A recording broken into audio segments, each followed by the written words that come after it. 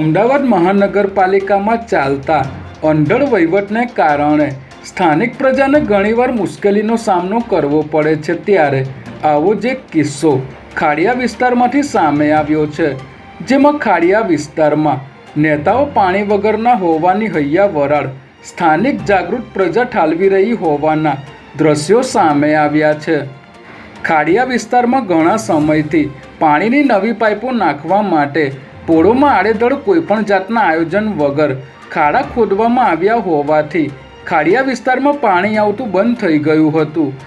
જેથી પાણી પ્રજા સુધી પહોંચાડવા માટે લોકોને ટેન્કરો દ્વારા પાણી પૂરું પાડવામાં આવી રહ્યું હતું। પરંતુ આવું ક્યાર સુધી ચાલશે, જેનો કોઈ જવાબ તંત્ર પાસે ન હોવાથી તારીખ 25/7/2025ના રોજ સ્થાનિક આગેવાનો દ્વારા બેનરો સાથે ખાડિયા વિસ્તારની સમસ્યાને મ્યુનિસિપલ કમિશનર કચેરી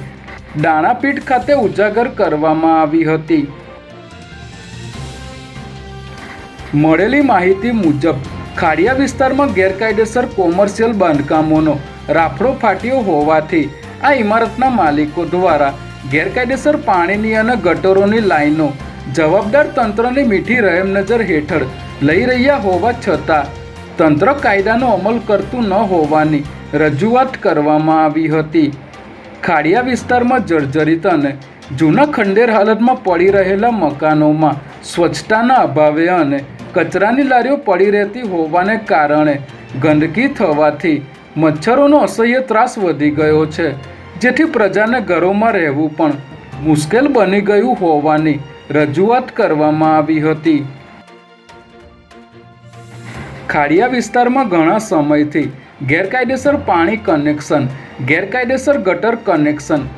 પોલ્યુશનવાળું પાણી, ગેરકાયદેસર બાંધકામો, ગેરકાયદેસર ટેમ્પાઓની અવરજવર તેમજ આડેધડ ટુ વ્હીલર પાર્કિંગ કરવાની સમસ્યાઓથી